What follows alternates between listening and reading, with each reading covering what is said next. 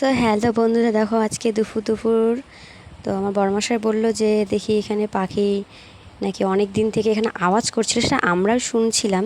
তো তার জন্য দেখতে লাগে গেলাম যে পাখির কয়টা বাচ্চা পেরেছে। যাই দেখি যে একটাই বাচ্চা আর হচ্ছে দুটো ডিম আছে।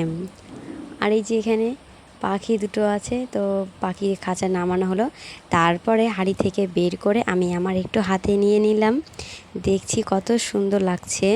আর সত্যি বলছি, ছোট্ট পাখি তো হাতে দিলাম, খুবই সুন্দর লাগছে। আরও দুটো যে ডিম ছিল সেগুলো নষ্ট হয়ে গেছে, তার জন্য সেগুলো আমি ফেলে দিলাম ডিমগুলো। আর পাখিটাকে হাত দিয়ে বারবার করে দেখছি কতটা সুন্দর লাগছে। তারপরে যখন পাখিটাকে আবার হাঁড়ির মধ্যে রেখে দিয়ে উপরে রেখে দিলাম তুলে, ওখানেই ওরা থাকে উপরে। তো সেখানে আবার ওদেরকে উপরে রেখে দিলাম হাঁড়িটাকে ভালো করে পরিষ্কার করে। তো আমাদের মতো তোমরা কার কার বাড়িতে পাখি পোষো তোমরা অবশ্যই কমেন্ট করবে। টাটা।